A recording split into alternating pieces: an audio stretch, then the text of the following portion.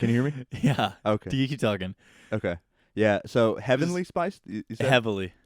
Spiced. Okay. I'm so glad you said that though, heavenly. because that's literally like I've had this conversation so many fucking times. So you're kind of in a weird time right now because, like I said before, I was telling you, I haven't done this in 4 months. Facts. Okay. So pretty much, I got to do this weird intro real quick. Go ahead. There's a season for everything. A season of giving, a season of love, a season of change, and quite frankly, a return season. A king season, if you will. Ladies and gentlemen, this is the new season of Heavily Spiced. It's king season, phase 4. I'm back again after 4 months. Yeah, that's pretty much it. We're just going to get right into it. With me today is the Juan and Only. He's a YouTube star. I'm sorry, you can go ahead. No, I was just gonna say thank you for having me here on Yeah. Heavily Spiced, not Heavenly Spiced. Not Heavenly Spiced. Really excited to be here, man. Really excited. Thanks. Your channel has like over 50,000 subscribers. That's correct. Yeah. God. Yep. I can't even, my little 108 subscribers, we can't even imagine, bro. Hey, man, but I mean, I'll tell you, it's like I've said it on my live streams before. I really enjoy. I do them seldomly, just because I like to make live streams kind of like a special event for me, and my subscribers. But every single one from the beginning and up until now, I like when I get comments that say, "Hey, love your stuff, just subbed." I love replying to that, because at the very beginning, it was like you were out there scouting for every single subscriber you could, until after a while, the snowball effect starts to kick in, right? So maybe at 100 subscribers, you're gaining 2 a week. Then maybe at 500, you're gaining 5 a week, and so on and so forth. But nah, man, if I'm excited for you to keep pumping out content, I definitely subscribed, and I'll tell my subscribers to come here. Hell yeah. There Thank go, you man. so much. Absolutely, bro. Wait, so how long have you been on YouTube then? So I started in October of 2018, I believe. 2018, yeah. And I'm not sure if my girlfriend. By the way, my girlfriend works with Jet here. Hell yeah. Shout out to Gabby. So shout out to Gabby. But so my father passed away. It's gonna be about 3 years in January, and so from January I started that October my channel, and it was just out of just out of sadness and sorrow, really, because all I would do was just be in bed all day, and just drink my sorrow away, as sad as it sounds. But I mean, for those that may have lost a loved one before, I mean, everyone just handles it completely different. I never expected myself to kind of just spiral downhill for months on end. But what I always caught myself doing was watching tech reviews while I was in bed, like bottle nearby or whatever.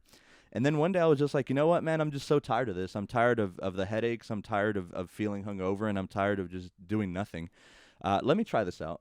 And humble beginnings, man. I started with just my iPhone, the flashlight here, and that's it. That was my beginning. God. That was my beginning. My first ever video, unscripted. It's funny looking at it, now, because I script everything now. But yeah, man. So that's where I'm coming from, and that's where my channel. So I'm about going on, 3 years. That's pretty good though. For 3 years, like 50,000. Yeah. No, thank you, man. Yeah. I want to know at what point was it like? Because I'm sure I want to know at what point the videos just like started to take off. You know what I mean? Like, Right. do you have a certain one in mind where it's just like, oh shit, like this is definitely what I'm gonna keep doing? I do, actually. I do. So there was this one video. The first few videos, I was actually quite surprised. Initially, I did like case reviews or whatever. I'm like, oh, hopefully I get 20 views. But within a week, I mean, I got a moderate amount, maybe 500 views. I'm like, wow, really? Like, this is And what cool. video? Like a case video for the iPhones, right?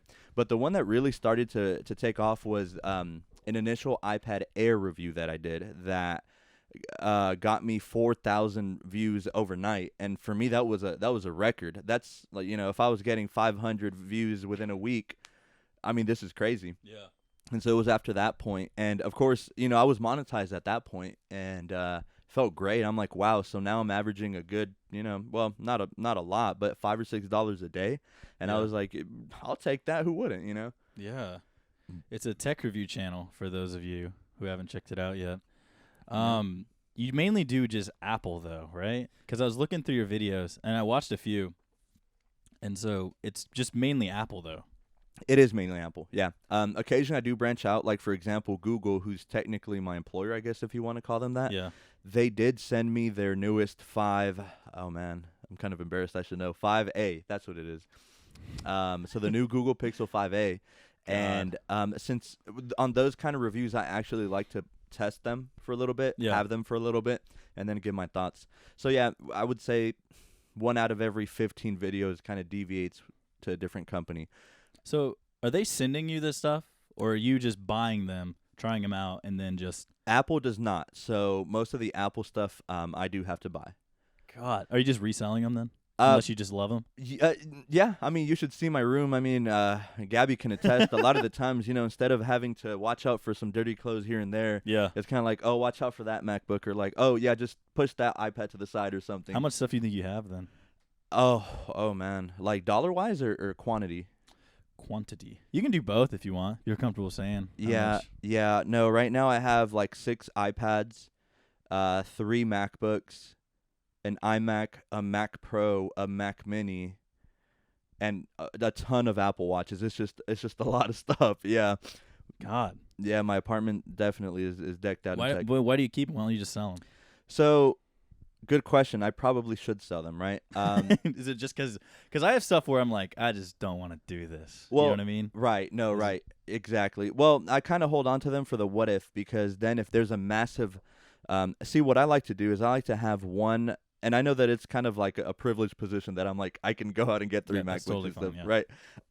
But yeah, so I'll have like my school MacBook or whatever, and then my MacBook Pro, the big one, will be for like YouTube and stuff like that. Yes. Your work one. Yeah. But see, if there's a monster new iteration, like say the new MacBook Pro 16-inch now, triples in power, I would like to have the predecessor before I resell it, so that I can compare and contrast, because people love those videos. Those videos get high amounts of views. Yeah. And it's great. It's not even about the views. I mean, it is to an extent, but it's also helping people out. Like, it genuinely is. Thousands of people are wondering the same thing I'm thinking. Well, what's so special about this one? Like, are Apple's claims truly tripled? Blah blah blah. You know what I mean? Yeah, I feel that all the time. Every time I see one of those Apple events, I'm just like, should I keep my old iPad or old phone? Right. So I always just check out like tech channels to see what's up, because the fuck, I don't know. No, yeah, and with the new event is coming up pretty soon for the new iPhones, and now that I'm kind of exploring new avenues, like here with your podcast setup and everything, what I might do is live stream my reaction to the event. I think that would be pretty cool. Then that way, whoever just wants to drop by, let's just say, for example, you just happen not to work or whatever, you can tune in for 5 minutes. I'd appreciate that. You know what I mean? Yeah. Plus, it just I don't know. I feel like you get closer to your audience anyway. Yeah. If you're there answering questions that they type you. So. What were you gonna stream on? Was it just gonna be Twitch, or were you gonna do YouTube Live? YouTube Live. Probably YouTube Live. Yeah, that's kind of what I've stuck with. Yeah. But I do want to branch out, and maybe later we can discuss other avenues that I'm already thinking of. I'm not sure if Gabby has mentioned, but I do want to open up a second stock channel. Yeah. Where truly I'll have an indefinite amount of content, because every day I can, say, hey, this is what I'm doing today, or like, this is the hottest stock or whatever. Like, here's this stock X got a dividend increase or something like that, right? Yeah. But at the same time, I know that memberships on those kind of channels are really great, because you could start hosting Discords, or you could start having, Twitch on, or to an extent Twitch, and live stream there. And so for people who are really about it, I was thinking, it's just like I could host a Discord, charge, I don't know, a $7.99 monthly fee or whatever. But and I feel like that would be worth it, because then I will literally indirectly make people money through my plays. So, if they want to jump on board. Now, of course, I'm not a financial advisor. I'm going to make that very clear. That way no one can sue me if they lose money. I might be wrong, Not all my plays are correct. But can you imagine getting sued? Yeah, man. Jesus Christ. That's why you always have to say that at the very beginning of the videos, because I am not a financial advisor. I'm not qualified. But, hey, I'm just a dude on the internet. If you want to hear me out, then that's your prerogative. I say more power to you. Although I would say I wouldn't do, me personally, from my little experience, I wouldn't do YouTube Live. No. I would switch to Twitch. Really? Okay. The only reason why is because me and my friends watch Twitch a lot. Okay. And it's kind of just its own community. Mm-hmm. Are you familiar with it at all? You watch some streamers? No, yeah, of course. I actually have one of my brodies. He doesn't do it as much anymore. Shout out D-Bad-F. It's my boy Daniel. Hell yeah. He has a gaming channel. Yeah. And for a while he did do Twitch. Mm-hmm. But life caught up with him, work, I believe. And but every now and then I encourage him to Twitch. He's actually featured on my channel when my channel was early. Starting, it was the PS4 Pro review, and he was on there. So shout out Daniel, longtime friend from 6th grade. But anyway, back to what we were saying is, yeah, I know the kind of community that Twitch is. It's very different from any other kind of group. Yeah. Sure, you have the YouTube lovers, you're gonna have the people on Discord or whatever, but Twitch is its own thing. Yeah, that's the only. I mean, I honestly don't know, but it makes more sense because I was thinking about doing that too. I was like, if I were to live stream games or just some dumb shit, it's like, why start over? Like, why go back to doing Twitch where you're at 0 when I could just do YouTube Live? But I just think YouTube kind of fails in that. Like, I think as far as, the channel goes, I just don't think they do well at like navigating live streams. And navigating for what I think like podcasting. Because the other day I looked up, hey, let's just check out their podcast tab. And it's just full of shit that's just not podcasts. Yeah. Yeah, YouTube and it's because YouTube there's some downsides and upsides. Yes, you have the upsides that it's a very, very established company. It's owned, by Alphabet, which is Google, the parent company. Everyone knows Google, but see, their in and of itself is its flaw. It's too big. Yeah, it's too big. So its algorithm, its quote and super intelligent algorithm, a lot of the time, get shit wrong. Yeah. So it'll recommend you something from 8 years ago that you have no remote interest in, but all of a sudden it's recommending it to you. You're like, what the crap? So, yeah, that's the thing. So, like, it's managed literally by robots and very few humans. Yeah. So that sometimes you'll be presented with, stuff you never even watch. It's what it thinks you want to watch, and it's not always right. But most of the time it is. I think that's the craziest thing, though, is that even though it is robotic and, whatever, it does get, like, 99% of that. The 1% it gets wrong is what pisses me off. But the 99% it gets right, it's pretty on the ball. Right. Oh, yeah. Me and Gabby were watching this really cool documentary. I think it was when we were coming back or going to Louisiana.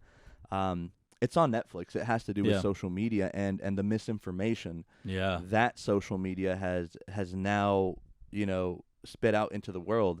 So now you have people, regardless of whether you're, for vaccines or without them, I think you should base that decision based off of your research and not this herd mentality. It's kind of idiotic sometimes to listen to these people just talk about, freedom and like, communism and what's the other one? Socialism. And it's just like, do you understand these two ideologies are on the opposite scale? You can't have both at the same time. Like socialism and fascism are not the same thing, but it's because they don't do their research. It's just these words that they see on the internet and they think that they have substance to them. But the thing is, though, that the more that they get these words wrong, the more the words themselves can change the meaning of it. Correct. You know what I mean? Correct. Like I was watching a World War II documentary, and Nazi today is different from what Nazi meant back then. You know what I mean? Right. Like what the Nazi party was and anything. It's just weird how we look back at those certain terms and stuff, and we have it through just a totally different lens of what it is. Like the cross, for instance. Yeah. The cross, like way back then, meant something completely different than what does now. Right. You know what I mean? It was a symbol of like torture, and now it's a symbol of salvation. Right. Right. I think it's important to also see the lens. It's a great point that you brought up, Jet. It's important to see what lens here. You just leave it on the ground. Good little blooper. Do you want me to put it back up? Kind of fell off. Just leave it. Yeah. Okay. Just let it die. It's all good. It happens. But yeah, it's important to see what lens you're looking at stuff from because I tell Gabby a lot of the time. I like Twitter a lot because I get my information probably the fastest. And I think there's a I'm not sure if it's a statistic or I would need to give you the source, but I did see it, and it said something about like Twitter now in today's age is able to deliver news to our generation 3 to 4 times faster than, you know, your 5 o'clock news would. Yeah. And I think that's really important. So like this whole thing that happened with Kabul, the Taliban, when the last soldier left, the Taliban, you know, displayed, they were celebrating. There was fireworks in the air, and they claimed that they were liberated. That's their side, right? Or at least that new government in power. Of course, we see them as, you know, you toppled a democratically elected government. That's obviously goes against our values. Yeah. But to them, they were liberated.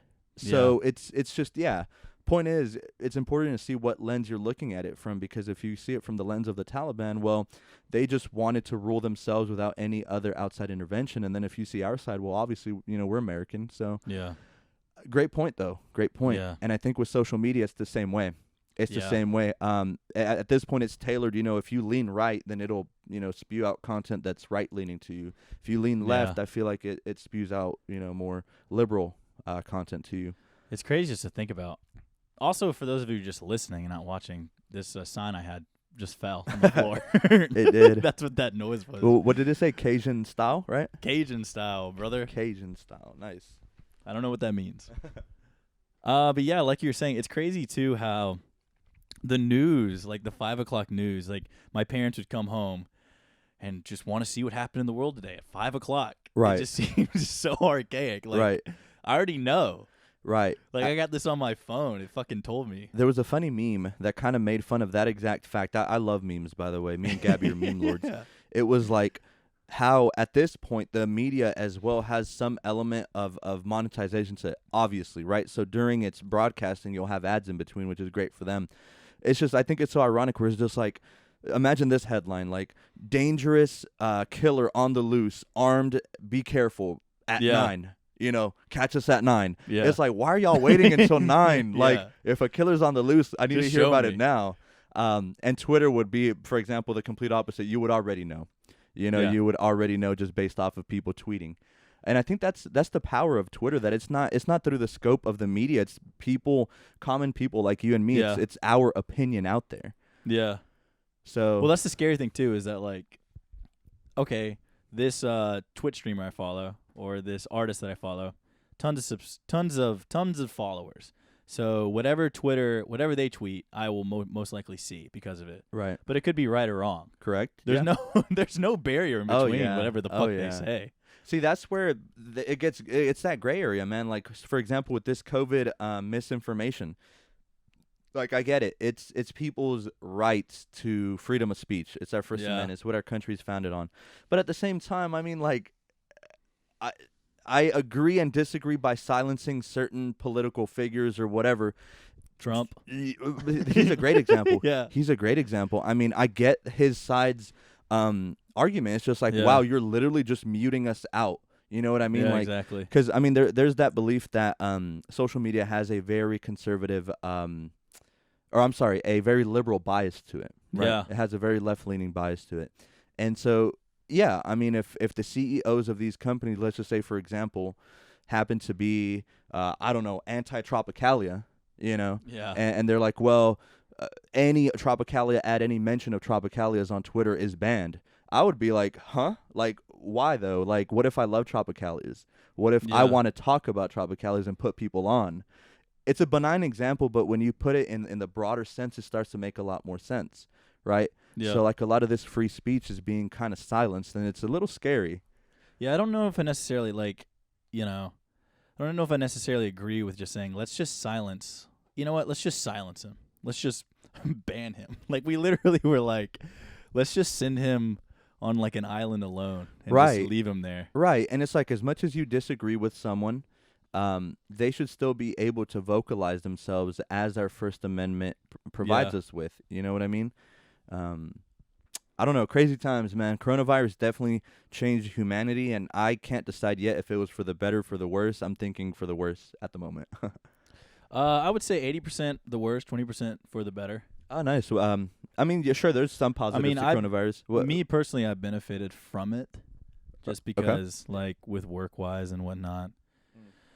It was shitty, but I mean, it did help me out. No, I can't lie. I can't be like, hey, it was just the shittiest time of my life, because it wasn't. No, I agree with you, actually, and I would also say that coronavirus benefited me as well. As you know, I do stocks, and I forgot who said it. I want to know I want to say it was Warren Buffett, I think, who said the best time to make money is when people panic and there's fear everywhere. So basically, be greedy when people are fearful. Oh my God. Right? And it sounds pretty extreme, but I mean, it makes sense. Yeah. It does make sense. Everyone is selling. You know, during the very beginning of the pandemic, everyone was selling. So stocks were dirt cheap. And me being a buyer who's gonna buy regardless, my plan was, thankfully, I was probably much like you at that point in time, and thankfully still now at a very, very positive financial position, where you're like, wow, all my bills are paid. I have excess, money. Like, this is great, actually, right? Yeah. So yeah, stocks just started to climb and climb and climb and climb as people panicked even more and sold and sold and sold, and I'd buy and buy and buy. So yeah, it benefited me as well. God. Well, how much money? Well, do you care to tell your portfolio? What do you invest in? How much money you've invested?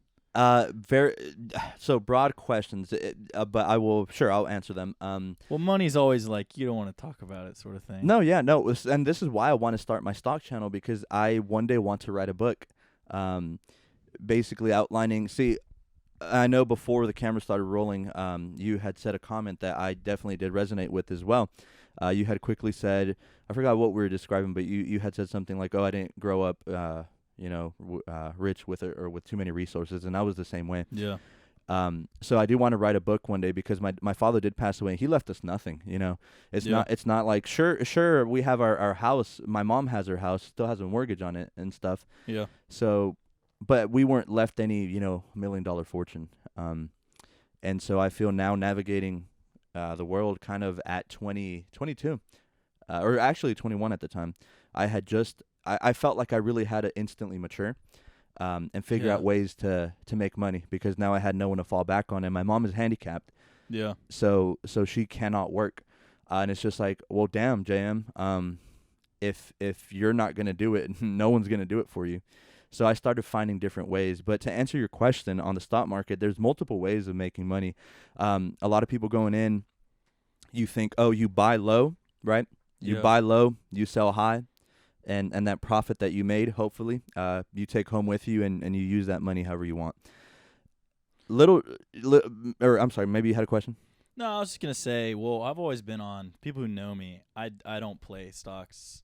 In fact, when the whole game stonks meme was going around, I was like, y'all are fucking stupid, bro. Right. And the reason why is because I was always on the side of, like, we should, if you have, like, lucrative money, if you had such an excess pool of money, like, I think you should invest in yourself more than you should invest in, like, this company that's worth thousands of dollars.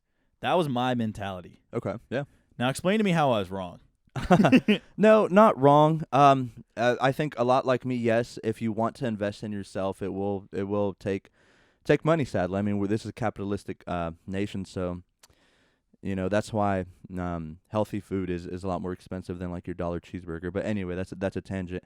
I will say this though. I feel like someone's greatest freedom, true freedom, is the freedom of time, right? And I know a lot of big figures have said that the biggest wealth of someone is how much time you have.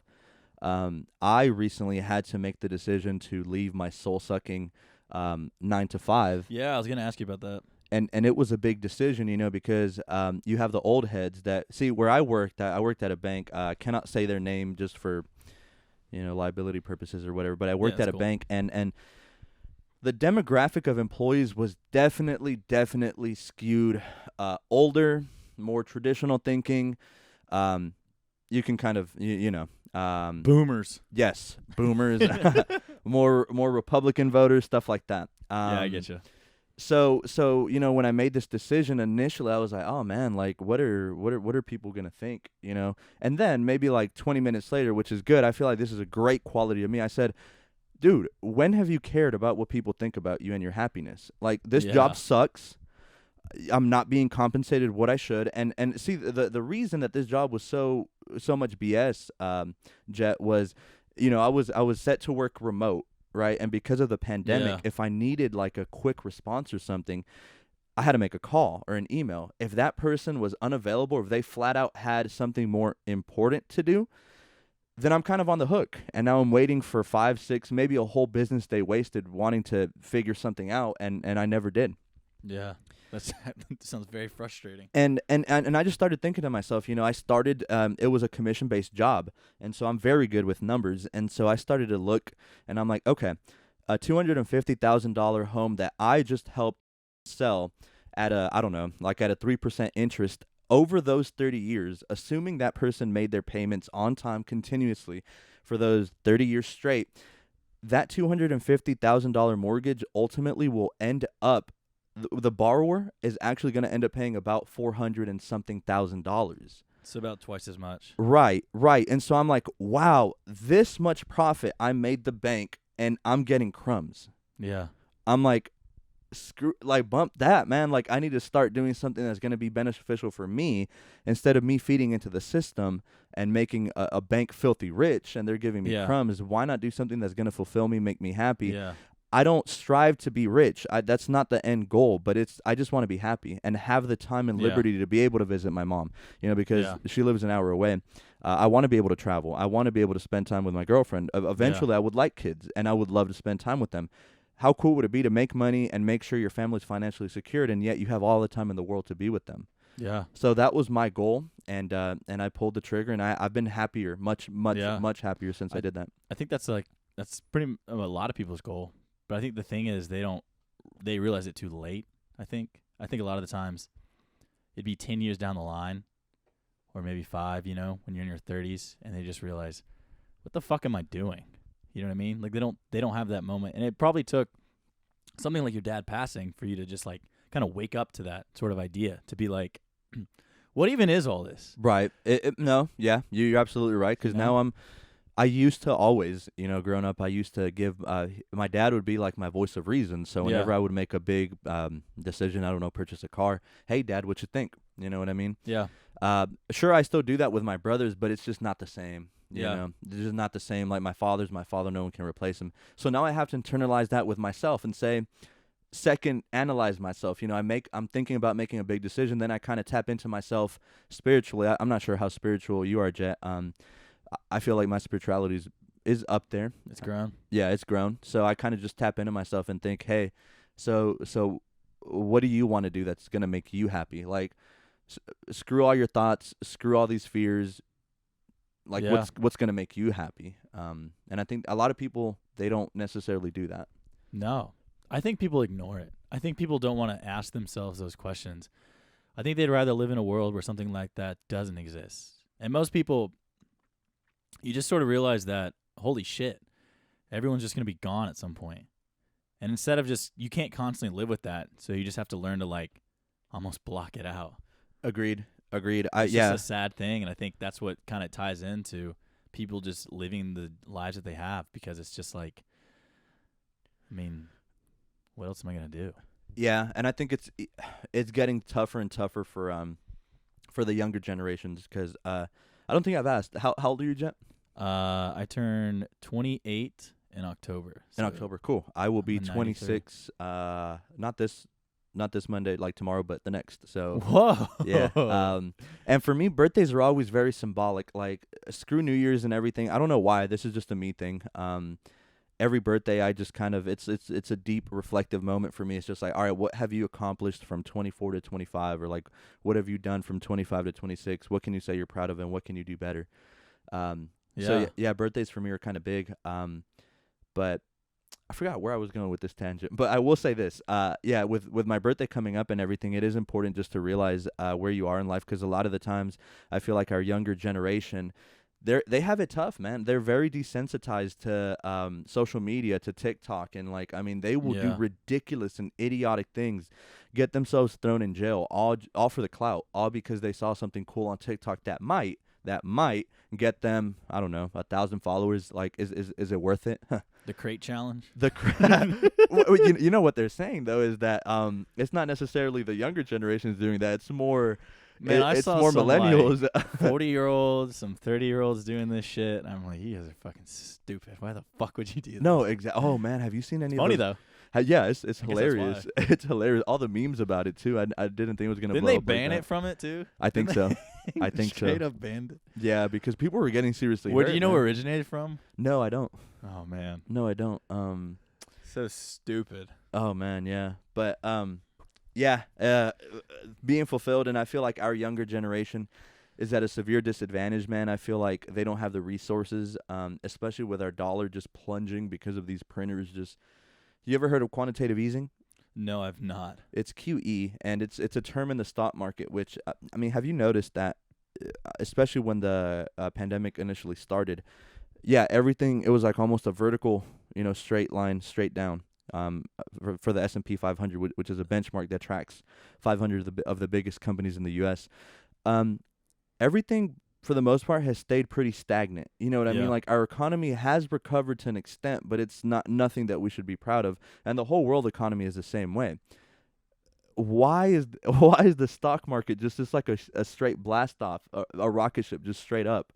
It's because of quantitative easing, right?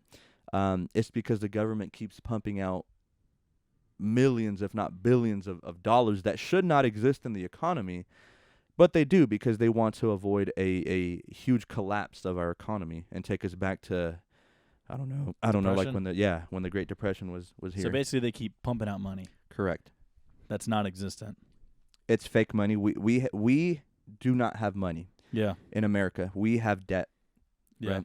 So Nixon, I forget the year, but I want to say it was towards the late 20th century. I don't want to sound dumb on the podcast, but well, he was around the 70s, I think. Yeah, because Reagan was 80s. So he, what little I know. Yeah, one of our presidents, I want to say it was Nixon. They took us off of the gold standard, and at that point, our money went from actually being tied to something, to a commodity, to being fiat, which is essentially a fake currency. It's like this. It's like this, Jet. So if tomorrow Twitter and the news headline says the American dollar is now worthless, like now Ethereum or Bitcoin is our new currency, then every single dollar you have in your bank account and every single dollar you have in person would literally be useless. It's just paper at that point.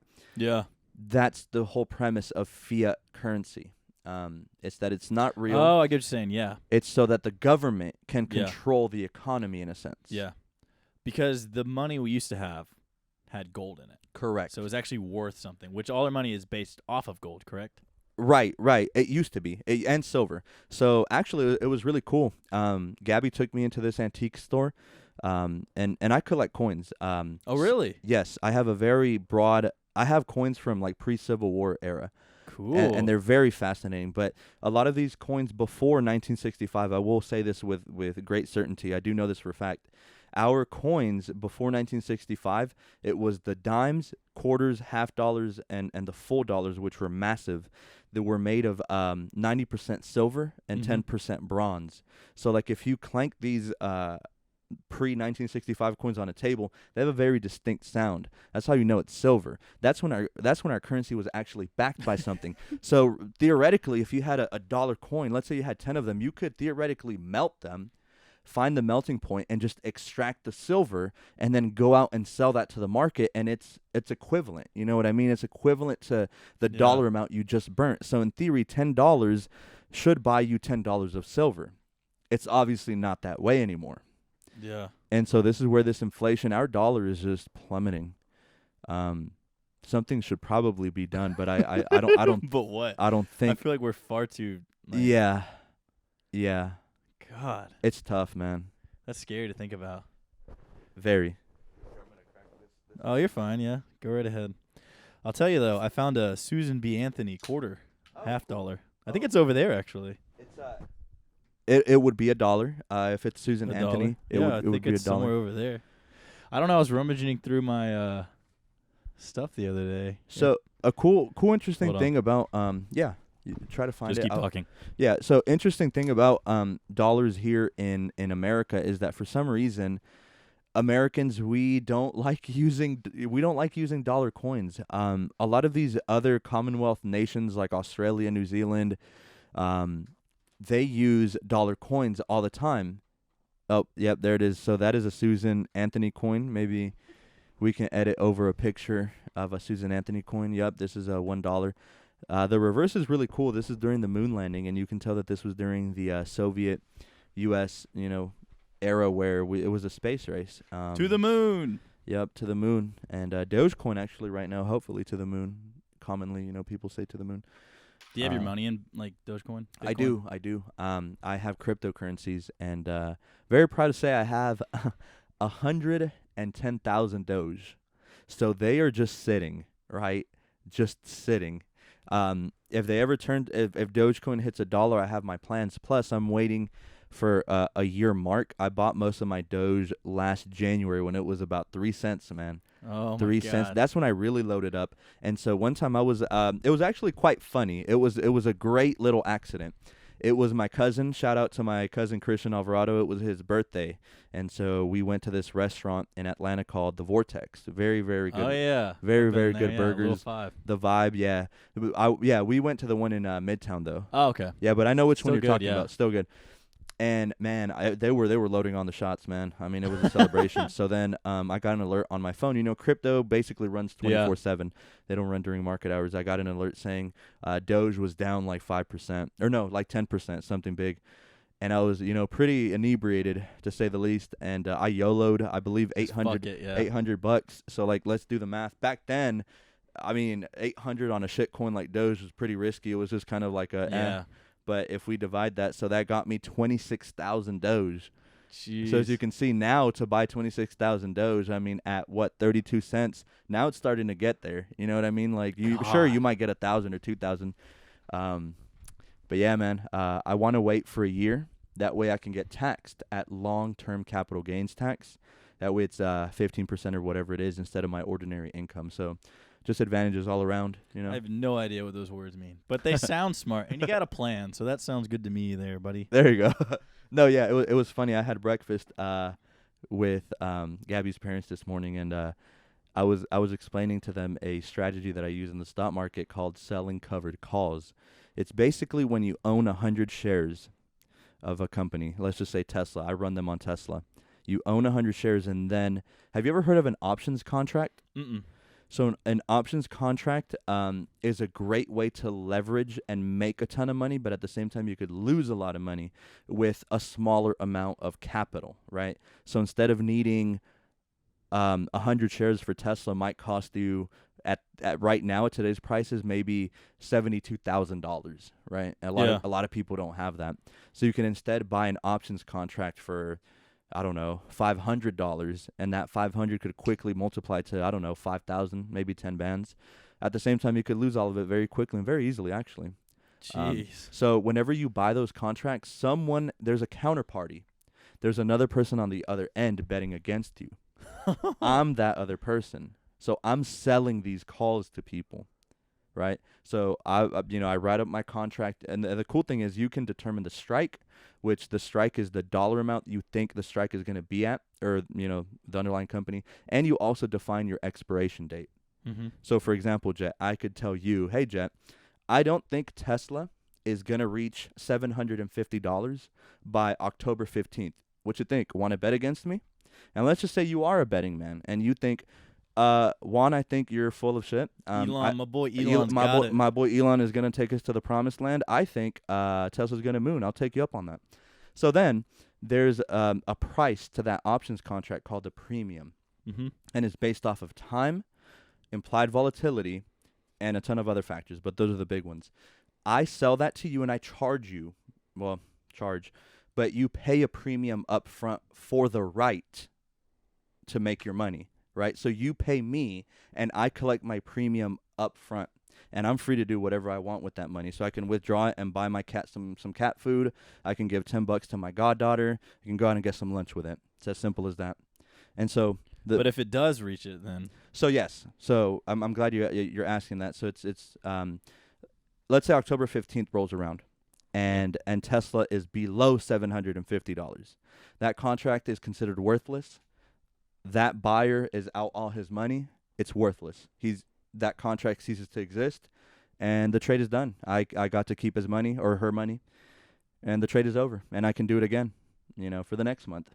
So when do you lose, though? So let me tell you how you would lose, right? The way that you would lose is, say they're right. Say October 15th rolls around and Tesla hit $850, right? On the contract, we had stated $750. That was the strike. That means that the difference is $100, correct? Mm-hmm. Times 100, because a contract holds 100 shares. So that would be a difference of about $10,000. I would be out $10,000. Theoretically, because they're unrealized gains, right? But that's something that wouldn't normally happen, correct? Correct. That would be just like... Yeah. But the cool thing is that if you're an experienced investor, you can roll that option, which basically means if I think I'm in danger of losing a ton of money and being wrong, I can say, you know what, I'm going to buy to close my position. What that means is, let's say I sold that contract for $5,000 to someone, right? Yeah. And today is September 5th, and let's just say Tesla is hovering at about 755. I'm like, I don't know, man. I don't like Tesla being here. It's above my strike. I'm in danger. It could keep going up. What I can do is buy my position back. It might be more expensive, though. Most likely it's going to be more expensive. Yeah. So I would have to buy it back, say, for $6,000.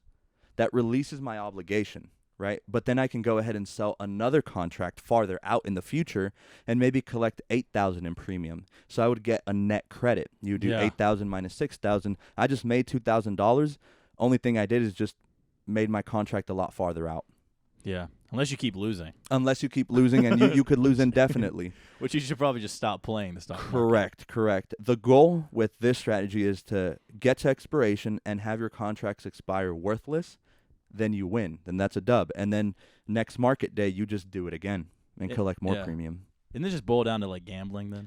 It's legal gambling. It is legal gambling. However, with the stock market, though, if you're good at math and if you're good at just kind of timing the markets, you would have an advantage. So it's not straight like poker or blackjack where it's literally the odds are heavily stacked against you. With the stock market, you can leverage yourself and give yourself a lot of advantages. Cool. How much money do you think I should, like if I were to invest now, how much money do you think you should put forth into it?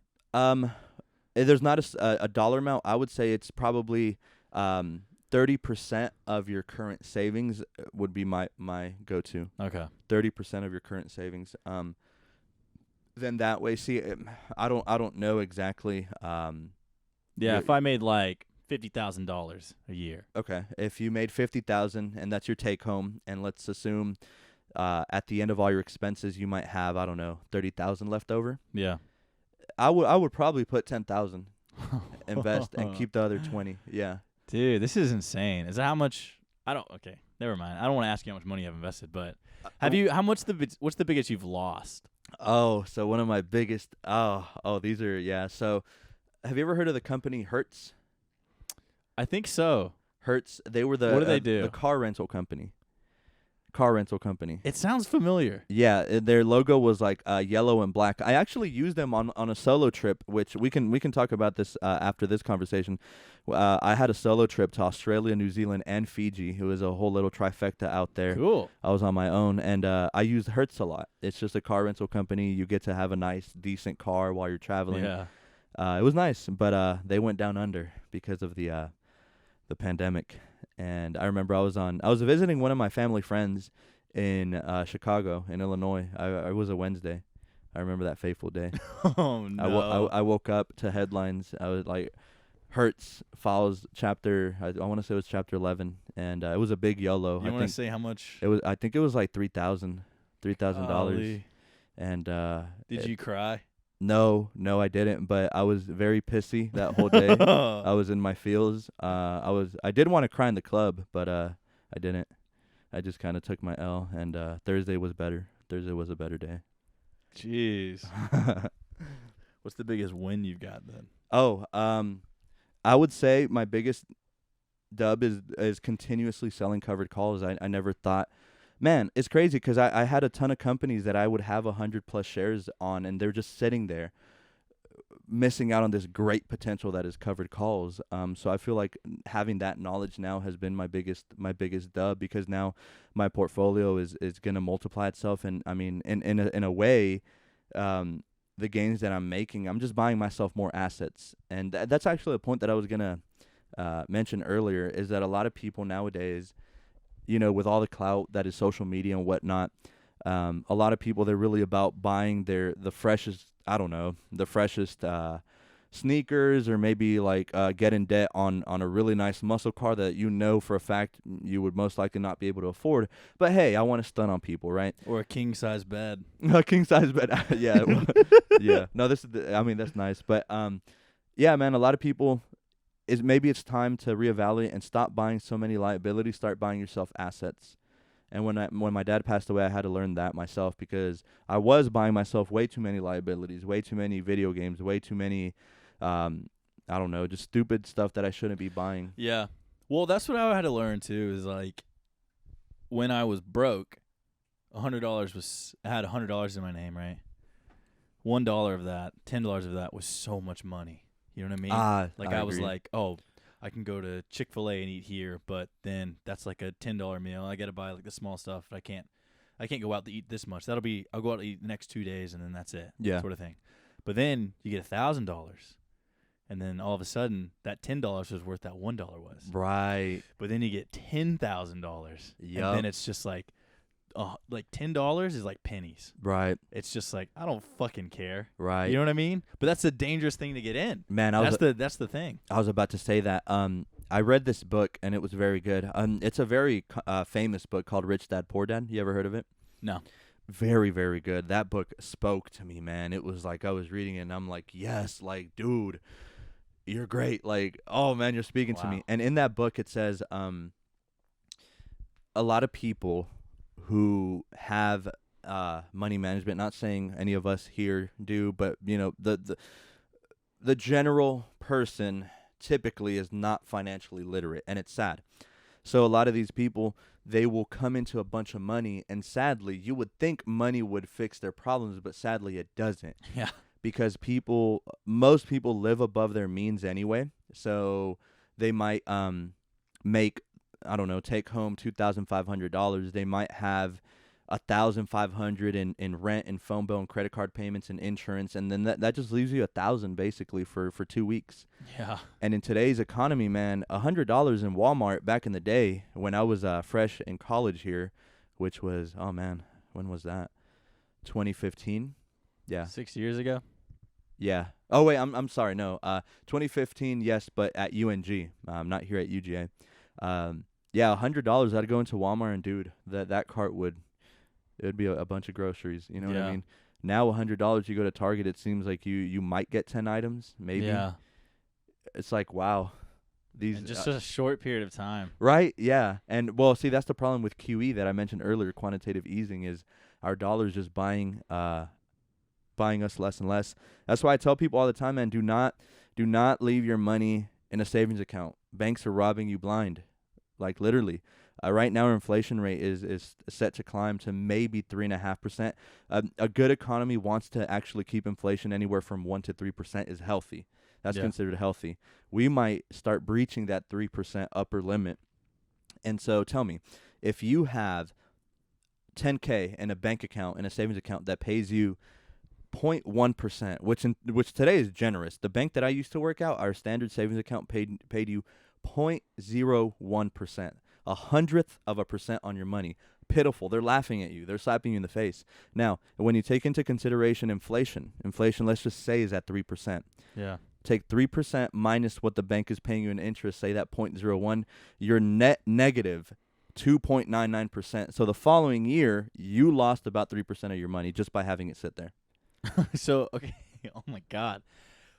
So if I have money in savings and I should, where should I fucking put it? Just put it in my checking? No, so have your rainy day fund for sure in your savings. I'm not saying you definitely want to have Ramsey. Yeah, you definitely want to have some liquid money for an emergency. I always tell people like this. Let's say you're having a really bad week, car breaks down, you need new tires. Yeah. You also get sick and go to the doctor, and you happen to miss work for a day, consider those 4 scenarios. That amount of money set aside. Yeah. Set aside. The rest, oh man, put it in SPY. Put it in bonds. Put it in something better than your bank account. I've seen the best. I believe the best account paying interest might be the American Express savings account. I believe they pay maybe 0.75%, which is still pitiful. But the only reason they can pay that high is because their overhead cost is really low. So American Express doesn't have physical bank locations. They're, for the most part, entirely online and stuff. So that's why they can pay a little more, because they don't have to pay employees as much to. But even then, yeah, man, put it in SPY. SPY is the index fund, which an index fund is a collection of a ton of different stocks. So your risk definitely goes down. So like say Tesla is part of the S&P 500, right? Okay. If Tesla tanks 10%, ouch, that's a big L. But if Tesla tanks in the S&P 500, that has another 499 companies in that same stock. So it won't go down as much, you know what I mean, as an individual stock. Plus, it pays a dividend quarterly anyway. So let me actually check. I'll tell you. Maybe you might transfer $1,000 after a conversation. And markets are closed tomorrow, though. You might have to do it Tuesday. Labor Day. Oh man, but airplane mode. I believe it pays like $1.64 per quarter or something like that. SPY does, and you get that every quarter. Might not sound like a lot, but you buy 10 of these. Yeah. 10 shares, and I mean, shit, that's a good little $11 every quarter. I mean, that's something. So you don't have but barely any money inside your savings. Correct. And sometimes that's good though. That's good because that makes me. I don't have any in my savings. That makes me. Oh no. Well, yeah. I'm sure that you have your liquid or maybe you have it in checkings, right? Yeah. Okay. But no. What I was gonna go with this is sometimes that's good, man. Because I forgot what book it was that I read, but it was very powerful. It says pay yourself first. A lot of people don't do that. A lot of people, they will pay their creditors, pay their bills off, and maybe they might have something left over. Maybe. Yeah. They might even have to go and borrow more money just to cover their bills. I'm not here to tell you don't pay your bills, Jet. I'm telling you pay yourself first. You work hard. Give yourself a paycheck and make sure that goes to you. Make sure that goes to you. Decide how to decide to spend that money. Now, here's where the whole gist of the saying goes. If you need an extra $50 to pay rent, you'll find a way. You'll find a way to make that money, right? Or at least I would hope so. Because someone, your going to the pawn mart. Your landlord screaming in your ear is definitely enough incentive for you to find that money. Yeah. So the whole premise of that saying is like once you start paying yourself and buying yourself assets, whether it be sure you might put it in a savings account, but that's I would say personally that'd be a poor asset decision. But you could throw it literally anywhere. You could even throw it to, like we discussed earlier, to bettering yourself. Maybe you have an extra $1,000 and you might want to buy a treadmill. I say that's a good investment. That's an investment on your health. You know what I mean? Or a weight set or a camera. If it's going to make you money or make you healthier in the long run, that's a good investment to me. Like my mattress. Like your mattress. Like your mattress. That's why it's king season today, folks. If you didn't know, I'm on my king size bed here. King season. I love that. Thank you. Damn, bro. You're smart. No, I do appreciate that. Within my group of friends, I do like to empower them. I started a group chat for stocks. Eventually, once I have my channel, I want to get that Discord and just start empowering people because if I can do this, I mean, y'all can too. And there's a lot of people who already have a leveraged advantage from me. Maybe they come from a privileged family. You know what I mean? But a lot of the times people, privileged people, they don't want to. They already have it, so they have no motivation to go and chase it. Well, for me, I have like a bunch of money just laying around. Mainly because I'm like, I don't spend a lot of money, really. I have this bad habit where I'll just save a bunch of money and then spend a bunch of money, like, real quick. Okay. But, like, I don't buy clothes, I don't, like, buy new sneakers. I don't really even buy video games or anything. Okay. The worst I probably do is just go out to eat or go see a movie or something, which is pretty low. Yeah. No, my toxic shopping habits, Gabby knows this, are Apple Watch bands. And for some reason, shades. I have like 15 different sunglasses. I don't know. Wow. I just like my accessories. Other than that, Yeah. though, I agree with you. I don't really go out and buy fancy designer clothes, nor spend a lot on video games. But Yeah. Well, it's just time, really. I don't have a lot of time anymore. Yeah. That's the sad thing about growing up is just, well, fuck, you know? I remember the days, man, where you could go with the Brodies, you know, hit up the Mall of Georgia, or I don't know what malls are close to here, but I used to, live with my parents back when I was younger. Yeah, the move was the Mall of Georgia. It'd be a little road trip. Bunch of mall rats, bro. Mall rats, exactly. Just hang out. Just hang out, go to the food court, do some shenanigans, buy some swag. Yeah. Yeah, swag was what it was about back in the day. Well, it's just annoying because my schedule's so hectic because I work in a restaurant. You do work in a restaurant, that's right. And then my friends, it's growing up, bro. That's what's most upsetting. But I got all this money from doing that, you know? And I was like, I don't know what to fucking do with any of this, you know? We need to sit down and have plans, because we need to get you multiple different. Do not listen to your average TikToker that says YOLO all your money on a Tesla call. Don't. You're gonna lose all your money, I promise you. No, you need to diversify it for sure. You want to get dividend stocks, you want to get growth stocks, you want to get some ETFs like SPY. If you're feeling a little ballsy, you could also run a covered call on a company that you really truly believe in, that you like and that you don't mind owning. So you can buy 100 shares of a $20 company that's on the come up. In theory, $2,000 relatively is not a lot of money. Sure, to some people it is. It's relative, right? But yeah, a $2,000 investment in a company you believe in anyway, and then to get monthly or even weekly income by selling calls against it, it's a win-win. It's a win-win. It sounds interesting. Do you think they should teach this stuff in school? They absolutely, but they do not. They do not. And I have my own thesis and my own theories, but I mean, hey, man, think about it. Have you ever heard of the oligarchy, or the theory that the United States has an oligarchy? Semi-familiar. So an oligarchy is basically rich people controlling our country. Yeah. So to an extent, Rockefeller, yeah, you have Warren Buffett, which he made all of his money through investing. But think about all this political pressure and political.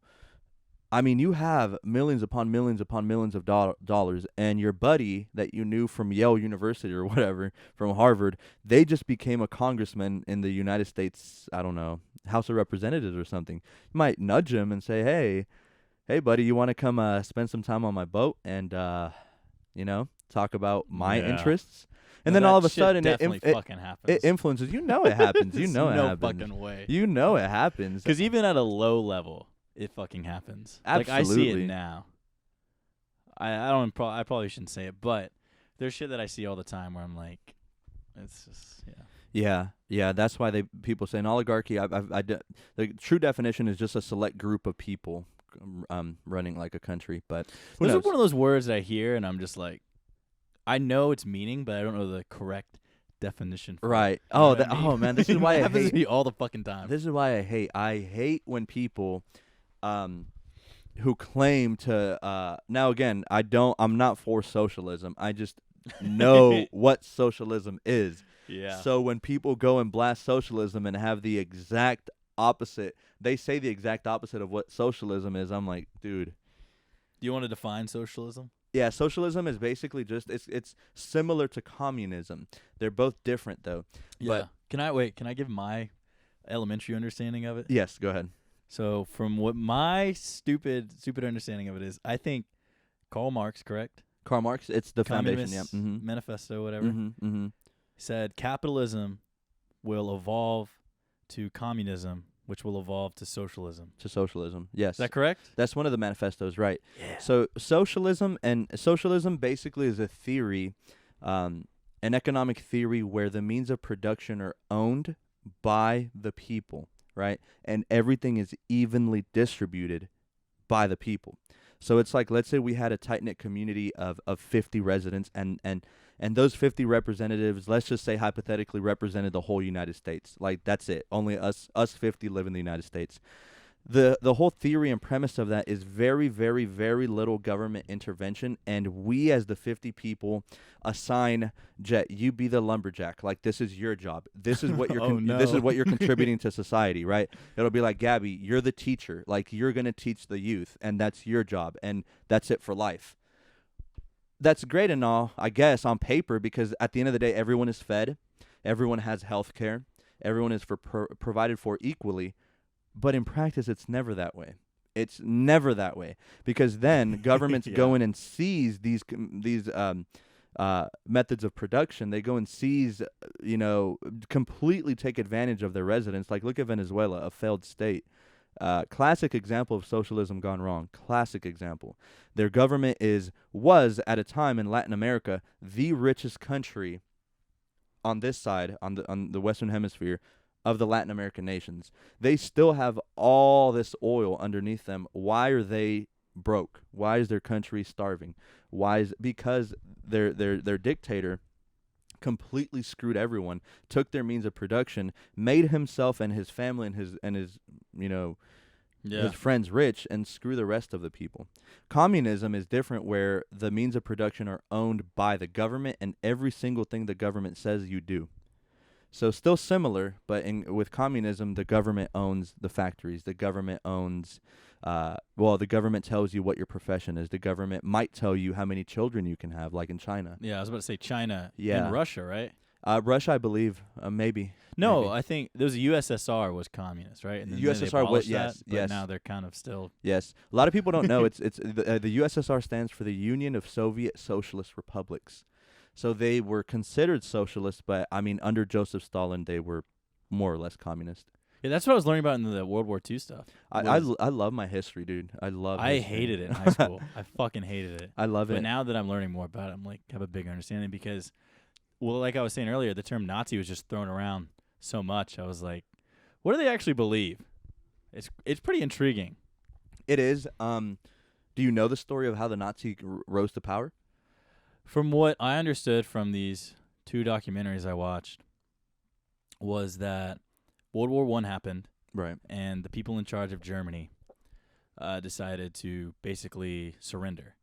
And then the folks of Germany, the common people, were like, what the fuck? Right. And so the Nazi Party gained power because he said that socialists were the reason because of this. Right. So basically they had the Treaty of Versailles.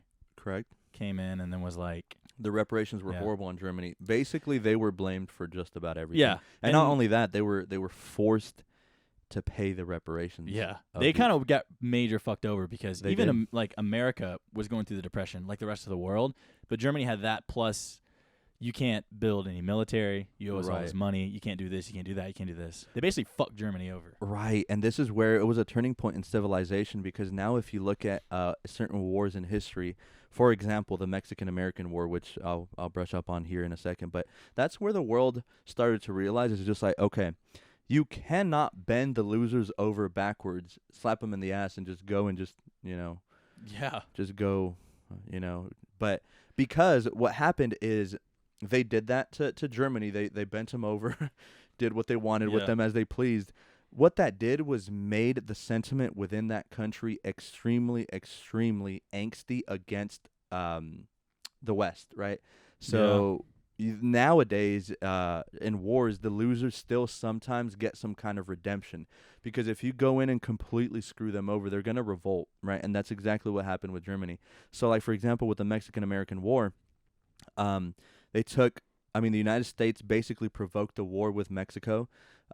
Mexico had already been suffering from civil wars, and I believe a small war with France.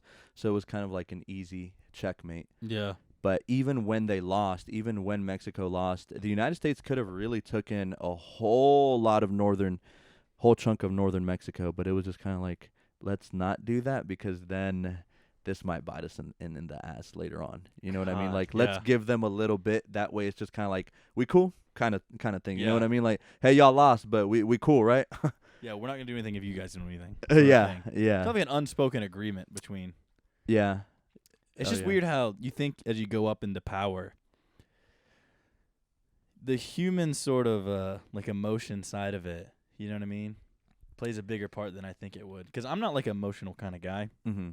So I think of terms in like, you know. But it's weird to think like wars and stuff are fought between like, oh, you guys fucked us over, so now we're going to fuck you over. Correct. As opposed to what I would think is something tactical. Yeah. Or something more, Yeah. Yeah. It's just really just like. Nowadays, wars. Fuck you. Yeah. Nowadays, wars definitely play differently. I think it's rather boring. Not in the sense of, I'm not for people killing people. I say boring in the sense of. Yeah, I say it's just kind of very monotonous nowadays. Like there's so many peace treaties. There's NATO. There's the United Nations. Where like if any country crosses the line, then the whole rest of the world kind of keeps them in check, and they're like, "Bruh, what you doing?" Yeah, you know what like I mean? One world order sort of thing. Yeah, kind of like in Colombia, man. When Colombia they raised, I'm not sure if you heard about that. Maybe like a month or two ago, their government. It was basically. It sounds very benign initially. It was over, I believe, the prices of eggs or milk or something like that. Yeah. But it had a much deeper meaning because the government was starting to tax on a lot of things, and these citizens would start to get irate. So the citizens started to revolt on the street. It's kind of like the whole world turned a blind eye. You know what I mean? It's just like, well, these people are just fighting for their freedom of speech. They don't want to be oppressed by a government that's going to tax them to death. But a lot of the world just was like, well, y'all figure y'all's problems out. I don't fucking care. Yeah. That seems to be the gist now. Yeah. Because I feel like all the time I get on social media, it's like, okay, here's a new thing to worry about. I feel like that was the problem with COVID in the beginning, was that I feel the media overhypes everything.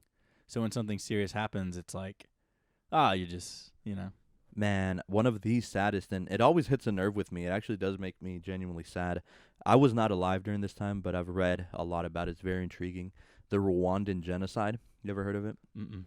It's a small country in Africa, and I Yeah. believe this was in the late 80s, mid 80s, maybe early 90s. I forget the time frame, but it was somewhat recent.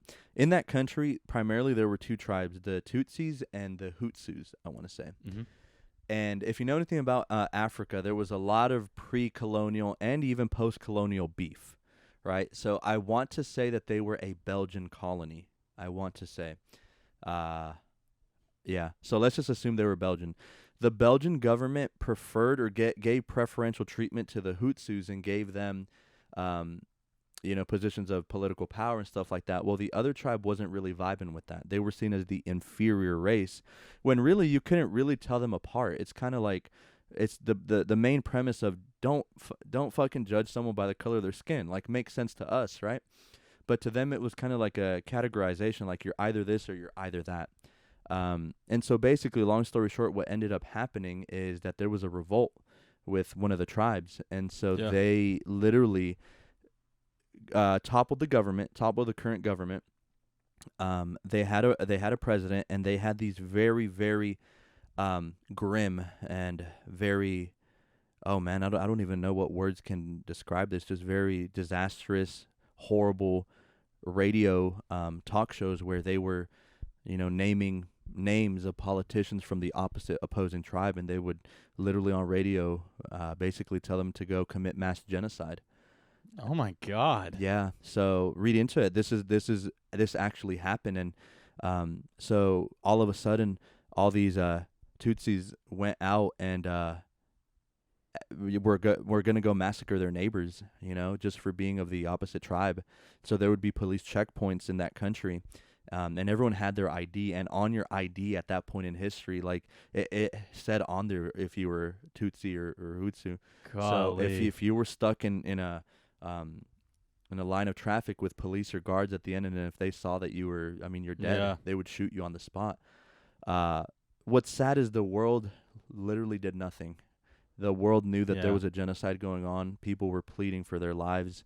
And there's a lot of rules nowadays when it comes to humanitarian aid. Like, if you surrender, you need to be treated like a human being. You know what I mean? Like, if you're a civilian, and let's just say hypothetically, God forbid, but let's just say we were civilians in Afghanistan. Yeah. And the Taliban captured us because we're anti-Taliban. By the rules of the International Committee, they still have to treat us like human beings and at least feed us. They can imprison us if they want. We're prisoners of war. But they have to feed us and they have to give us water. You know what I mean? But the Taliban Exactly, though. Probably isn't going to do that. Exactly. So a lot of the time, these governments, they're like, well, screw that. Like, we're going to do whatever we want. And that's exactly what happened in Rwanda. And to this day, there were a lot of hundreds of thousands of innocent lives lost for no reason. Jeez. It ended when the tribe that was getting slaughtered, they were miraculously able to topple the government once again. And so now their president was, claiming for peace, and it finally ended. But yeah, man, just imagine if our government, again, hypothetically, let's just say our leader goes on the radio and says, all people with, I don't know, who wear glasses are inferior and they should be slaughtered. Just imagine people barging into your door and doing just that. Oh my God. It's scary. We're telling you to storm the Capitol. Oh, that's another topic, man. That is another topic. I don't know if we should get into that. No, we don't have to. We can keep it light. I will say this though. I remember I was I'm very about my world events and history, and just kind of I love traveling, so I like kind of being a citizen of the world. Yeah. But Gabby was taking a nap. We're at my mom's, and I couldn't believe my eyes. I saw on Twitter that they were storming the Capitol. So I turned to a news channel, something I never do, by the way. Yeah. I was like, this has to be a hoax. Before my eyes, an insurrection attempt was occurring. Yeah. I was like, that was a real dark day. Dark day. Jesus Christ. You never think it can happen to a country like the USA, but yeah. And the sad part is that people will label it as something different. People will say it was not an attempt to topple a government. It certainly was. Oh boy. God. Certainly was. I think the most haunting thing was when Trump went on and was like, this isn't the last you've seen of me. That was like, oh my God. Holy shit. I am somewhat fearful for the political vibe in 2024. Yeah. Obviously, Trump says he wants to run again, which sure he can. I mean, Grover, he would be the second president, which would be cool. This is just the nerd. This is just the nerd in me finding little trinkets and facts cool. Yeah. If he were reelected, good trivia. It would be cool in the sense that he would be the second president ever to serve 2 non-consecutive terms. The first to do that was Grover Cleveland. Grover Cleveland was president. He lost. Hold on. Yeah. Why was Grover? Do you know why? Why he was elected? He's elected, then not elected, then elected. Actually, similar to Trump, he made a bunch of promises. He was kind of very like manifest destiny kind of guy. You know what I mean? Like very very westerny white kind of. I'm very familiar with that. Yes. So he initially made all these promises and whatnot, but at that time we were in the middle of the Industrial Revolution. The North was really progressing, and so the ideologies of the North were also changing. So then he just lost. He was unpopular on the next 4 years later, and I believe his wife was pretty salty and said, this isn't the last you've seen of us. And sure enough, he was the 21st president. Holy shit. And then he was the 23rd president. So our Constitution caps them at 2 limits, though. So after that, now it does, though. Before there was no term limits.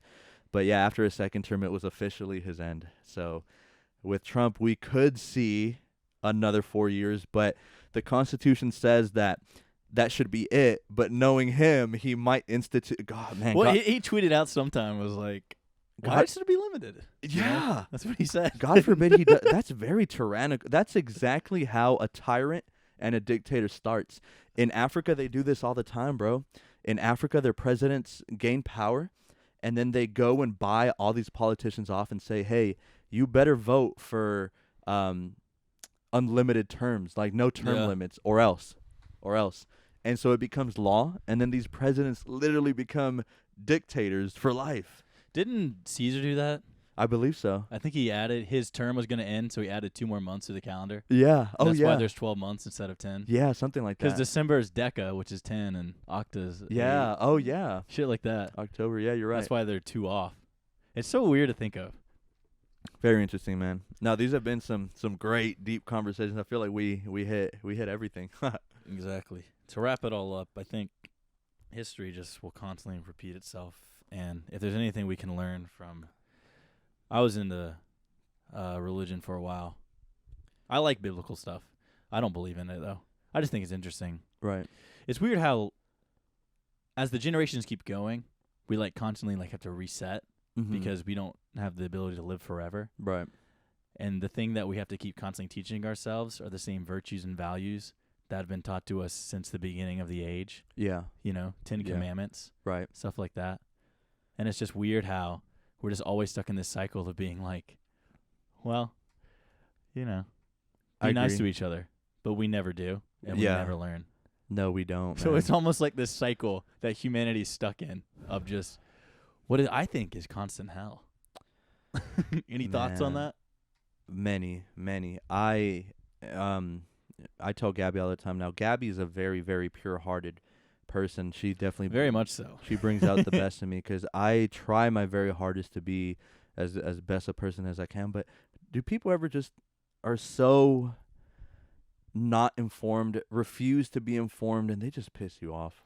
Yeah, I had this actually the other day. Someone was spouting off a bunch of conspiracy theories, and you couldn't even say anything because literally they were just saying like, "No, you're wrong," and it's just like, okay, That is so weird. Me and Gabby Yeah. were talking about that earlier. Just you ever spoken to someone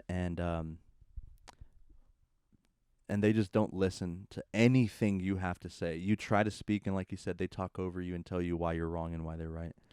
yeah, I very annoying. I think, man, communication skills I think are very important. I think, Jet, you have great communication skills. Thank you. Just 'cause you're a great listener, I feel like we obviously not talking over each other. And just like I tell everyone else, we are guaranteed to have differences of opinions. Who knows? Your favorite color might be blue. I might say bullshit, Jet. I think green is the best color. It's nice to agree to disagree. It's nice to know, okay, so Jet has a Yeah. different opinion than me. I think a lot of people don't comprehend that. I think people think that their opinion is cemented in alongside the 10 Commandments, and Yeah. and their opinion is truth, and it's just like, Well, that's what was so scary is that like they had this view of, hey, our religion's right, yours is wrong. So instead of just arguing, we're just gonna burn all your books. oh man, And yeah, that's it. Your religion's dead. that oh man. So It happens all the time. It's really frustrating too because there's so much to learn from it. so man, it's so interesting that you bring that up. This is a cool, fascinating story. Well, it's not a story; it's history. I like reminding people, especially. See, I'm Mexican American, born to Mexican parents, so I'm very proud of my roots. Yeah. Whenever the Spanish came, so okay, let's start like this. You know the flag of Mexico? Yes. So it's green, white, and red, and then there's an eagle perched on a cactus with a serpent in its mouth, right? Yeah. So the Aztec had this prophecy that their capital city, the best city the world has ever seen, according to their prophecy, the best city the world has ever known, will be built whenever that came real. So whenever they would see an eagle perched on a cactus devouring a serpent, that was their divine place. They finally found that in what's present-day Mexico City.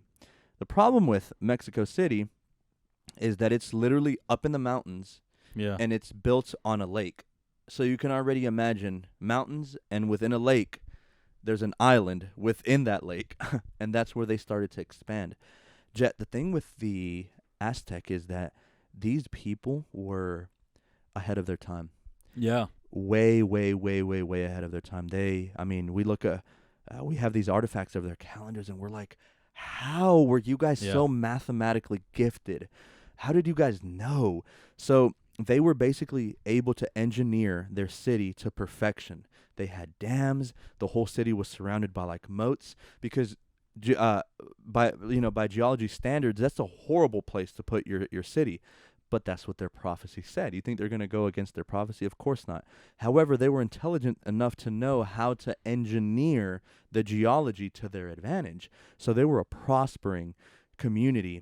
The Aztecs were very rich, very intellectual. It was, I would imagine, back if we lived in the 1500s, 1600s and pulled up into the Aztec capital, we would think we're living in the future. Yeah. With the pyramids and everything. So anyway, what I'm getting to is, the Spanish finally came. They came and they conquered Mexico City. But the Spanish and the European had no knowledge of any of that kind of stuff, of the infrastructure, of the geology, of any of that. So now Mexico City, it sinks literally like, I want to say it's like 11 meters per year. That's a lot. Imagine in 10 years your house all of a sudden sinks 110 meters. That's a lot of meters. Yeah. That's what's happening in Mexico City, and it's all the fault of the Europeans because they were either too arrogant enough, considered the Aztec as inferior, and so therefore burned all their books, like you had mentioned. This is why I bring this up. They burned all their books. They literally buried their history.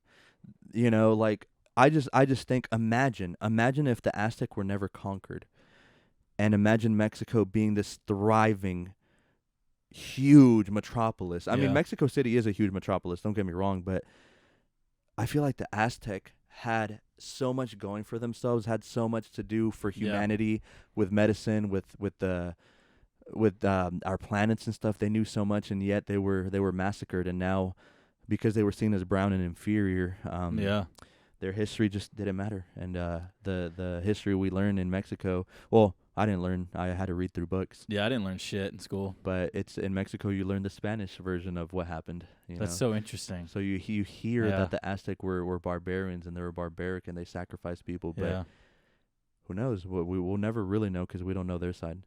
Well, it's kind of the same for me since I'm Native American. Being like, that's awesome. Yeah.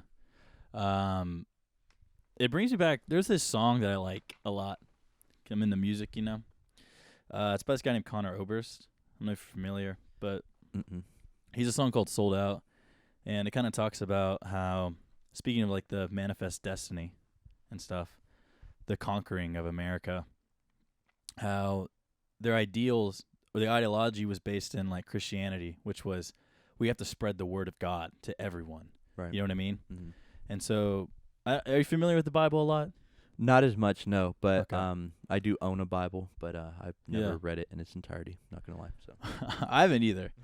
Most of it's kind of boring, anyways. But the story of Moses basically freed his people in Exodus, and he took them to what's the land of Canaan. Do you know that? Yeah, the land of like honey and whatever. Mm-hmm. So it's basically this idea that there's this heaven out there that exists for everyone, and so the song is pretty much how they saw America as that land of Canaan, how that existed for these, I guess white people will call them. These colonial, what was the type of word? Colonizers, right? The colonizers saw America as like this sort of, we have to spread the word of God to save their souls. Yeah. But it's funny because he draws parallels to how this is basically like in Revelation to them, like an apocalypse. Because you look on the other side of Native Americans or even Mexicans, it's like you're literally like just like Satan. Like you're just coming in, taking the land and destroying everything that we once had. So you've become the very thing that you're preaching against. Right. Oh, yeah. And it's just funny because, you know, I don't hold like animosity towards it because, you know, that's not my war. That's not my battle. Right, right. But it's just like important to learn sort of both sides to everything. Yeah. Oh, yeah, man. This is why going off of that, I don't understand how people. So, do you know about this proposed bill that they want to put Harriet Tubman on the 20? I'll tie this together. Trust me, but I despise people like Andrew Jackson, the guy on our 20. He was a colonizer. He despised the Native Americans. He massacred Native Americans. He hated the Mexicans as well. But again, it's no animosity. That's history. Like you know what I mean. Like I don't see people and think, oh, like I don't like you just based off of how you look or whatever. No, but I would be for removing him because I feel like the Native Americans, especially here in southern Georgia, northern Georgia, to just be marched out of your home and being relocated to a much less desirable place, and for all of a sudden for this literal Satan, like you said, you know, for this literal Satan to come in and say, this is not yours anymore, we're taking it, and you have a barrel of a gun at your throat, of course you're going to have to submit. Yeah. You're going to have to. And so this was done on a massive scale, and I don't know why we have him on the 20, especially. It is crazy. And I think it's something that, like, probably you've had to deal with, too, is just, like, you have to sort of come to almost like Stockholm Syndrome is what I call it, which is, like, You know, if that hadn't happened, I wouldn't be here, sort of thing. So You're it's right. weird to think of. Oh yeah. Oh yeah. And I got a great life. yeah. You know what I mean? So it's like almost like, can you really be that mad? Yeah. You know what I mean? Yeah. It's important. Yeah, exactly. I think the animosity, you should not hold it because Yeah. you're right. For example, my parents, they crossed the desert for their children to have a better life, and Yeah. their prophecy has come true. I have a great life, like you said. But it is important to know what did happen. That way, in the future, or literally what's happening right now with all this political madness going on. Yeah. I think it's important to know. Yeah, because I mean, a lot of the times, the good thing about me, and I've told Gabby this before, is that I'm kind of racially ambiguous. You know, people will look at me and they can't really decipher. Yeah. They can't really. So, but that's good though, because Yeah, that no, you're- that's I good. guess It's so, good yeah. for the races because they're like, I can't tell. Yeah. Like, what, man? And sometimes it'll be some slick shit. I'm telling you, when I was a banker, man, I'm telling you, it's the differences in generations because now, obviously, we're about the same age. Yeah. So of course nowadays, like we see each other. Everything's cool. I mean, our generation is seen as more or less racist than the boomers and whatnot. But I'll get a lot of older white gentlemen would sit down and they'd be like, "You speak English very well." What the fuck is that supposed to mean, dude? Oh my God. Yes, I speak English well. What's your point? And then That's so funny. a classic follow-up question will always be, so where are you from? Yeah. Dude, a lot of the times I would just cap. Yeah. I would just cap. I'd say, "Oh, I'm Brazilian." Another day, "Oh, I'm Portuguese. I'm Yeah. from Lebanon." They don't And fucking they know. buy it, and that's Yeah. that's when I knew. I'm like, huh, Yeah. okay, so I can kind of just. Exactly. Because most of the time I'm like, you don't really care. No, I anyways. don't, Like, no. Well, I'm saying they don't really care. Oh, You know what I mean? oh. Like they don't give. I don't. Do they really fucking care? You know? Mm-mm. I'm just always like, yeah. No, I love dropping. Oh, I'm Native American. That is awesome, man. I I just mean, like if dropping. It's just so. I mean, people eat that shit up. I love that, man. That's very cool. Both your parents or Just my dad. your dad? My Okay. mom's just white, Okay, so that is awesome, yeah, I'm man. half. Yeah, my That's parents. cool. My mom looks hella white. Everyone, Yeah. she gets hit on by hella old white men. It's Oh, so wow. funny. But yeah, no, both of my parents are Mexican, and I love Yeah, they it. always thought every time it'd be me, my brother, and my mom, we go out to eat or something. They always thought we were adopted or something, Mm. and we were like, no, that's all in. You know, it's nothing bad or anything. No, yeah, but I see it as a compliment. Honestly, yeah. I get told a common country where people think I'm from is from Lebanon, and you know, with all due respect, their people are very very you know, they have some good attributes to them. They're hardworking Yeah. people. They're intelligent. They got like really cool eye colors, just good defining features. I see it as a compliment. Yeah, I'm just like, thanks. I mean, sure. it's just funny. Yeah. Oh yeah.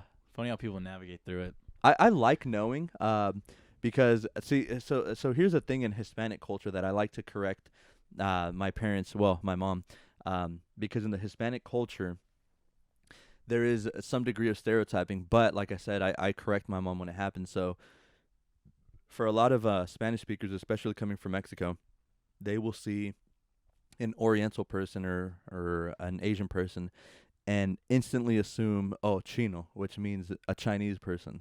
Yeah, And I had to tell her, I'm like, stop doing that. How do you know they're Yeah. Chinese? They might be Vietnamese. They might be Laotian. Yeah. They may be Mongolian. Don't assume. well, I think the thing is funny too is you get to an age where you're just like, I don't care anymore. yeah. Like I feel like at what age do you reach where you're just like, fuck it, I don't care. Yeah, there's a point where like you just know I think society 35. society won't go back, and you're like, this is just the way that people think. You Yeah, can't really change them. But yeah, man, it's just funny because it's like, yeah, what are you gonna do? it is funny. Well, we talked for a good hour or so, hour 30. Not Jeez. really nice. Oh wow, Yeah. that didn't seem like We an covered a hour lot of 30. ground. We did, bro. I mean, one day, like I'm telling you, I want to one day branch out, and if my stock channel, I'm gonna create it pretty soon. But as part of this branching out, both on my tech channel and my stock channel, I also want to start having podcasts here and there with multiple different guests. Hopefully one day you can be Hell on. yeah. I'd be more than happy to. Man, that's awesome. Podcasting is great. I enjoy doing this because it's very rare that I actually get to sit down and because we met each other literally last night. Like we haven't even known each other for 24 hours. I know. So it's kind of funny. Very funny.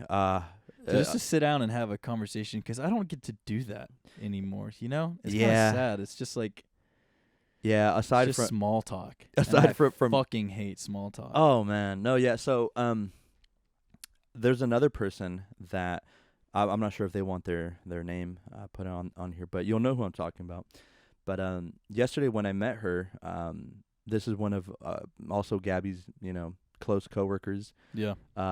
I was very excited to meet her as well because she's not too much older than us, but I feel like she carries that wisdom. And Gabby has spoken a lot about her. I'd also love to just drop in a little more and just have these interpersonal, like actual productive conversations with people as opposed to, like you said, just the bullshit small talk, like it's hot out today, or like how are you? Good. Yeah. Cool. Yeah. Yeah, that's not a fucking conversation. So it's nice. Yeah. No. Aside from yesterday almost dying, which. Oh yeah, crap was all that about? I was telling Gabby afterwards, like a lot of people would be like, oh man, that was horrible. Or I'm never going back. No, man, I see it as like. You were choking. I was, man. I actually didn't even see it. I have never choked before. Really? Well, maybe when I was a child, but I don't remember. But this was my first time ever choking, and scary. Very scary. So what had happened is that so I got like a pretty rare steak. I forget you got a ribeye. I remember because I delivered it. You got a ribeye, a very big ribeye. It's like 20 ounces. Right. Which a ribeye is tons of fat. Yeah, I think that's the problem. So there was a really big fatty part, and so there were two big pieces of meat and a big like string. I felt the string of I don't know the term for it, but like the stringy part. Yeah, I know what you're talking about. So one of the pieces was swallowed and chewed, but the string pulled the other unchewed part down with it. Oh my god. Down with it, and at first I was trying very hard to keep my composure. I was, and Gabby was like, "You good?" I just wasn't responding to her, and man, once I could not breathe, that's when the panic was setting in. But I forgot who it was, but it was thankfully I didn't turn blue or black out or anything. It just took one thrust and it was out. But afterwards, by a boy named James. So shout out to James, saved my life. I do want to say that. Potentially saved my life. I do want to say it was his first week, I think. First week. He saved. I would love to buy him a shot. So I would if he drinks, but I would love to. But no, after the fact, I even told Gabby I actually had a very positive kind of outlook on it. I was like, well, now I know what it's like not to breathe. Felt horrible. I'm thankful for this oxygen, and shit, I'm here. So, yeah. God. It was. I was not expecting that, but hey, it happens to everyone, and I'm just glad I'm here. Dude. I told Gabby too. I'm like, imagine if this had have happened to me on my own, like at my apartment. I might not have been here, man. I know you're supposed to do it on a chair. That's chair. all I remember. Is if you're choking by yourself, you're supposed to go behind a chair and just thrust forward. Oh, see, I did not know that. Oh, wait, so like you're facing the chair, and so you not like you're about to sit down, but like you're behind someone sitting. But obviously no one's there. Oh, so you just thrust yourself on the chair. Interesting. Just for future references. Okay, it's kind of one of those scary details, which is like, everyone will eventually get in a car crash. Yeah. I haven't been in a car crash, so I know what's coming. Oh man, I hate that feeling. You know when you have a string of dubs. And you're like, where's the L? How big is it going to be? It's coming soon, yeah. So how big is it going to be? It can't be that happy. I feel that way when I make a lot of money at work. This isn't going to last. It's the shitty part. I feel the same with the stock market. And then that kind of clouds your judgment because then you either become too conservative. So in poker, I'm a big poker player too. And the good thing is that it's some math. You could have an advantage if you know some math. You count cards. Yeah, you could in theory. You could. It's just a lot harder in poker. But there's this thing called playing on tilt, And I feel it's very reminiscent of the real life. Tilt is when you either get very aggravated, and so you start playing outside of your normal playing patterns that you normally would never do. On the contrary, you might have one big, and now all of a sudden you're betting everything. Yeah. And then you end up losing all of it, and you're like, how did this happen? It's because you were playing on tilt. Oh, my God. That makes sense, though. Yeah. I used to play poker every now and again. Oh, cool. Well, never for big money, just for like quarters and shit. Oh, okay. Something simple, you know. We Gabby initially, I think when she first got the job at Longhorn, that's when I was really like I've always been into poker, but I recently big into got gambling. back. Yeah. Well, strategic gambling, I would say. Yeah. I've definitely there's a poker room in Buford that I like to go to, but I have this big saying to myself, you're not going more than one time every 2 weeks, and so I've to this day I've stood by. I don't like going on the regular. It's like, at least you know. It's like on the occasional twice a month is pretty good to me. Well, that was my idea too. I was like, hey, I just want to get a bunch of people together and play poker and smoke cigars, dude. In the basement. Well, if you ever want to, I'm big telling money. you. Yeah, when Gabby first got here, I think she was trying to scout people for me to play with here. So long as I we gotta bleep that. Oh yeah. Oh, that's right. That's right. No, it's fine. Yeah. It's a meme. Yeah, but we'll do it. We'll bleep it. But whenever we do, that'll be fun, man. And like you said, we can play for, I don't know, $5 max. That way, no one's gonna be butthurt about losing $5. If anything, I would pay $5 to learn. I'd be butthurt for $5. We'll do refunds at the end and just say, JK, here's your money back. Yeah, only if I lose though. Right. Oh man. Well, it's been fun, dude. Man, this has been great. Yeah, this was really good, man. And we still got a whole night ahead of us. Whole night, yeah. Bucky's, right? Oh, yeah. So what's the plan there? Just going to wait till she gets off. Okay. For those of you listening at home, thank you so much for joining us. Juan, do you have any last words you want to say? Yeah, just very quickly, just want to say, Jet, thank you for the opportunity to be here. Do love communicating and just listening to other people out, hearing people out, I mean. For anyone interested in tech, I would appreciate a sub to the Juan and Only. That is all together, no spaces. The Juan, the and symbol and Only. I'll link it in the description, and I'll put up a little thing right here. Excellent. So that way everyone can check it out. I would appreciate a sub, and then just look out for my boy Jet, hopefully being featured on my channel here shortly. So thank you, Jet. Yeah, we're going to review something, I guess. I don't know. That'd be cool. That'd be very nice. Well, I think that about does it. For those wondering, we're about to go film a Bucky's video that's going to be probably pretty stupid on my channel. We're going to review Bucky's food. You ever been to Bucky's? I have not. Oh, man. I Dude, haven't. this is literally like top tier. Is it? Is it here? It's Close in by? Warner Robins. It's about an hour away. I'll bleep that too. Okay. Awesome, man. All right. Cool. Well, thank you so much. Goodbye, Cool. everyone. All right.